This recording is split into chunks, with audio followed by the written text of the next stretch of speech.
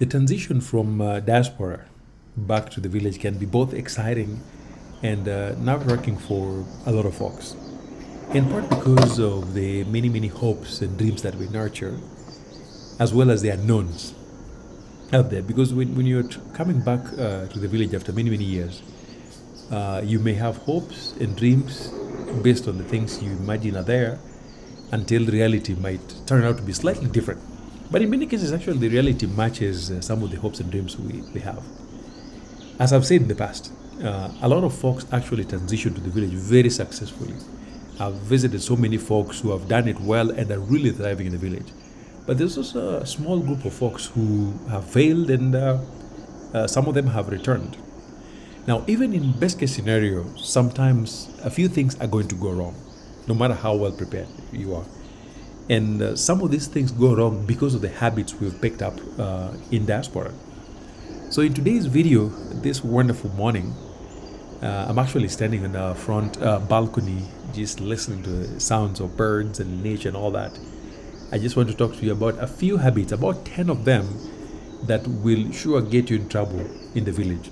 So if you're planning to return to the village, whether you're moving from the city or from diaspora, these are things you want to keep in mind. And also, that means that these habits I'm going to talk about are not restricted to America.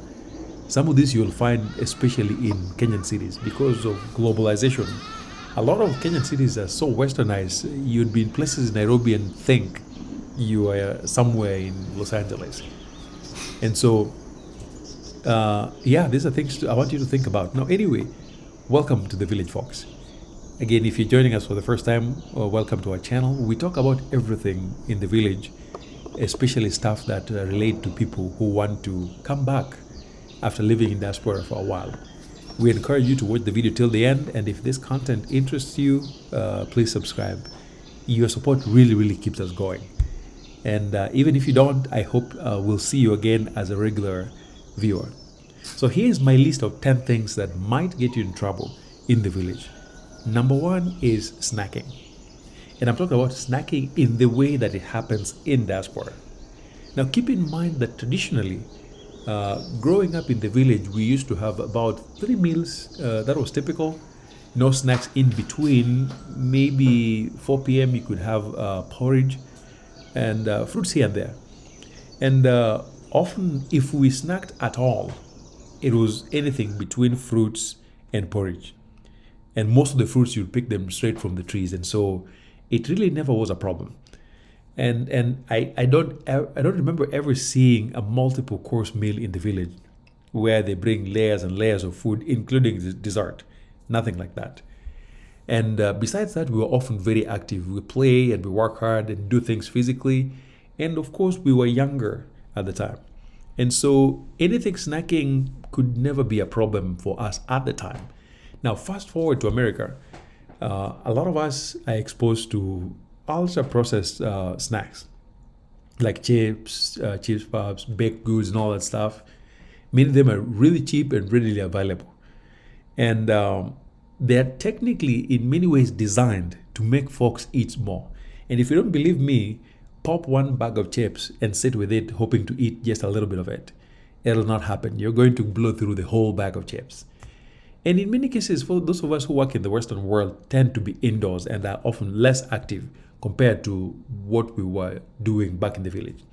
Now, the challenge becomes a lot of us assume that the food that we eat in Africa is necessarily healthy. Now, that is true to some degree, but a lot of the nasty things we eat here are now very much available in the village. In fact, even worse.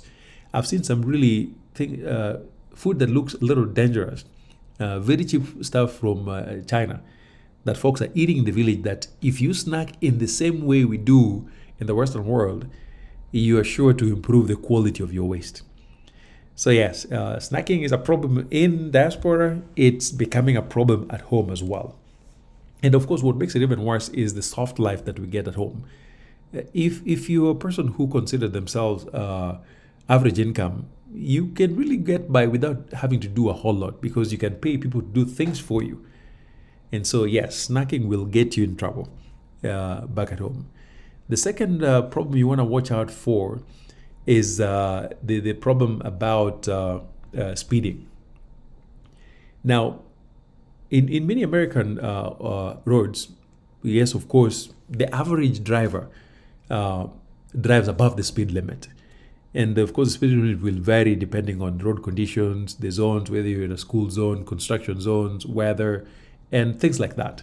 And enforcement really is very much present. But on average, I think people drive anywhere between 5 and 20 miles above posted speed limit. If you bring that to the village, I can assure you, you will be in trouble. Number one, there's very few opportunities to speed anyway, even if you wanted to. Because the moment you try speeding, you'll get immediate reminders in the name of potholes and invisible bumps and things like that. Of course, the type of enforcement that happens in the village has nothing to do with keeping people safe. It's all about collecting money. And so in the village, for the most part, we have unpaved roads, or if they're paved, they may be very different than what you're used to in the West. And so you likely run into random bumps. Some of them are actually created by villagers living close to that road. Many are completely invisible, especially when you're driving at night. Of course, you're sharing the road with animals, people, and so many other things. So if you are a speed demon in America, please don't bring that in the village. You are going to get into a world of trouble. Not through law enforcement, but you'll feel it in your car. And you might actually run into accidents because of that. So don't do that.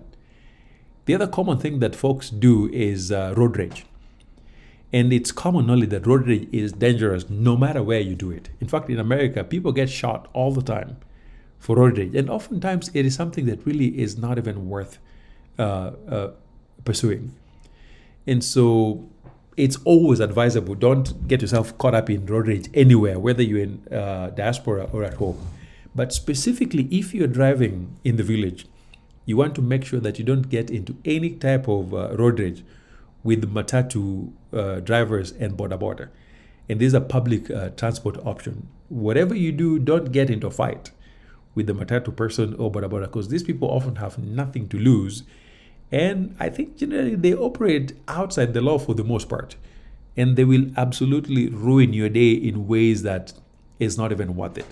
So as best as you can, for those of you who have the courage to drive in the village, don't get into any kind of it with the matatu guys and boda boda guys. They will gang up on you and destroy your car, and they'll just ruin your day. So whatever you do, don't get into road rage with these folks. Number 4, comparing things between Kenya and America. I hear some of us say, back home we do X, and back home here meaning America. Don't do that. Don't use the term you Kenyans, because often it reeks of disrespect. It suggests that you are different than the people you are living with at home. And so if you're telling them you're not one of them, so why should they even bother to think of you as one of them? So don't do that. Then the other thing you want to stay away from is the desire for immediate gratification. Because in America, we're used to getting whatever we want right away. It reminds you of a commercial where somebody says, "It's my money and I want it now." Here, for the most part, if you want fast food, you get it. You want credit, you get it. You want service, you get it. You want to buy a car, you want to buy a home, you can get things immediately. So we get so much accustomed to immediate gratification. But then you come home and you realize people do things very differently. For example, walk into a supermarket, you want to buy something, and you just see how, first of all, they sit down. It's unlike here where you go to the store and all the Walmart folks are standing. At home in supermarkets, the people serving you sit down and they take their sweet time. No one is in a hurry. And so you're going to give yourself unnecessary stress, and you might end up with unnecessary conflict because you want them to work at a pace that is very foreign to them. So take it easy. It'll be all fine. The number 6, the next thing you want to be aware of is that there are some things that are fun in America that don't qualify as fun. For example, for the most part, I think it's Westerners who pay people to scare them. I mean, who pays to get into an escape room, haunted house, to be hung upside down on a bungee cord? So you're paying somebody to terrify you, and that is somehow fun. People who just pay to get in so they can jump off a perfectly normal plane. These things may be fun in America. They don't think they're fun in the village. So don't try to scare somebody for fun in the village. The results might be different. And of course, Western celebrations. Please don't do Halloween in the village. Whatever you do, don't do anything Halloween. The costume, the skeletons, don't do that. Pride Parade, I don't think many villages are there yet. No matter where you are, I encourage you to be thoughtful about that because it can get you in a world of trouble. And if you do some kinky stuff, keep it private. Affection in the village. As best as you can, what is maybe acceptable is giving hugs. Anything beyond that may draw attention. Will not get you in trouble, but will draw unnecessary attention, like holding hands, kissing, and all that stuff. Keep it in your private space. And then relationship with animals. If you are a pet parent, whether you are the father or a great aunt to an animal, keep it cool. In the village, your dog is not your child. So don't go around telling people you're a parent because you have two dogs. That's not how it works. And especially for things like pets. Now, if you feel you really have to own a pet, first of all, try not to own a snake in the village. And if you must, don't say I didn't warn you. Snakes, lizards, and things like that don't count as pets. And of course, they don't make you a parent. Again, don't kiss your dog and don't tell people how much you spend on your pets. That would not be a good idea. And of course, never ask for personal space in the village. Because in the village, we love each other very closely. And if you don't believe me, try using public transportation or go to a market. We are very close, we love each other, and that's how it is. So I hope this was useful to folks, and I will see you in the next. Thank you.